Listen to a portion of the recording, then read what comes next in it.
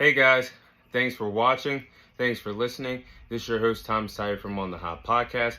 Today, this is going to be the Combat Series episode number 26 for you guys today. Of course, this episode is going to be coming out on all four of our platforms, our Instagram account, our Facebook account, our YouTube account, and our Apple Podcast account. So let's go ahead and dive into the first segment of the Combat Series this week.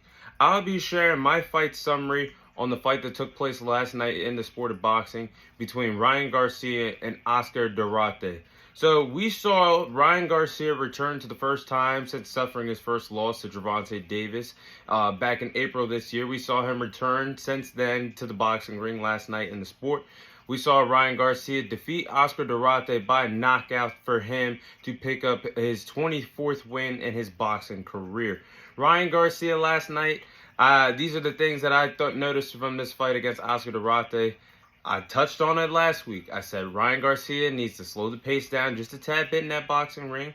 He showed more patience last night. He's starting to develop an effective jab with the tutelage and learning from one of the best boxers in the world today, and Derek James.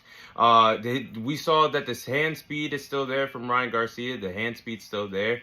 The speed and the athleticism, Ryan Garcia is still there. We saw that last night in the boxing ring against Oscar Durate as well. But there's a lot of slick things I saw out of Ryan Garcia's game as well. I saw Ryan Garcia try to box on the back foot last night, something that we really don't see in Ryan Garcia fights. And all his previous fights, and his last 3 to 4 fights, Ryan Garcia has the tendency to go forward. He showed he could fight going forward, and showed he could fight off his back foot last night in the sport of boxing. That's something new. And Ryan Garcia's tutelage and his toolbox that we saw. I saw him being slick as well. Something that a lot of people might not really have noticed last night in between rounds, he took a page out of Canelo Alvarez that showed people that he was in shape. Standing up in between rounds instead of sitting on the stool. Obviously, you get a total of 60 seconds in between rounds to catch a break, catch a second win if you need it, before the next round starts. Instead of sitting on the stool for the first 6 rounds, Ryan Garcia was learning from Canelo Alvarez as he stood up in between rounds when Canelo just fought Jermell Charlo just a few months ago. Ryan Garcia showed he was in shape doing that for the first 6 rounds. Obviously, need to sit on the stool for the 7th and 8th round. But still, I thought that was pretty impressive, not sitting on the stool and showing that you're in pretty tremendous shape, as he looked last night. One thing I gotta say, Ryan Garcia, I better not see that shoulder roll ever again. You ain't Pretty Boy Floyd, you ain't Floyd Mayweather, and Derek James called him out for that ugly shoulder roll that he was trying to show last night in that fight against Oscar Durate. That was hideous. Please don't let us see that again, Ryan Garcia. But I also did notice that Ryan Garcia did protect his ribs. And I was thinking of the rib area, that rib injury that he suffered right before that Gervonta Davis loss that he said in sparring. And I was thinking about that nasty liver shot that Gervonta Davis delivered to him to knock him out, and that's how he suffered his first career loss. I saw he was very protective of his rib cage last night against Oscar Durate. I know Oscar Durate is a hard puncher, and he must have felt his power, because last night when a few body shots landed on Ryan Garcia started grimacing. He started protecting his rib cage at all costs. But what I saw for Oscar Durate, I thought Oscar Durate had a pretty good fight last night. Withstood the storm of Ryan Garcia throughout the first 3 rounds. I thought he was a little gun shy for the first 3 rounds, but then he started to pick up the pace and had started pressing forward, something that I touched up on the Combat Series last week. I said Oscar Durate's best chance of winning the fight was stepping forward to Ryan Garcia, cutting off the ring, and he did that tremendously throughout that fight against Ryan Garcia after the 3rd round and on. But I saw Ryan Garcia, he's got to be responsible for this, because I saw a lot of running. That he just called out Shakur Stevenson for when Shakur Stevenson was running around that ring against Edwin De Los Santos a few weeks ago in that boxing ring.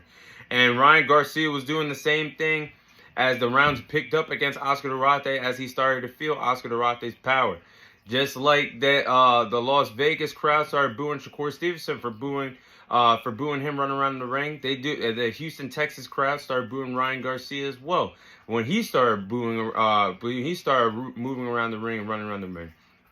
But I give him credit, because Ryan Garcia heard the boos And he got the crowd back into it when he delivered a great knockout finish to Oscar Durate in the 8th round. He caught Oscar Durate with some clean combinations and stunned Oscar Durate, hurt him. He was on wobbly legs, and Ryan Garcia finished the job, dropped him to one leg, dropped him to a knee, and Oscar Durate could not answer the 10 count, and the fight was over.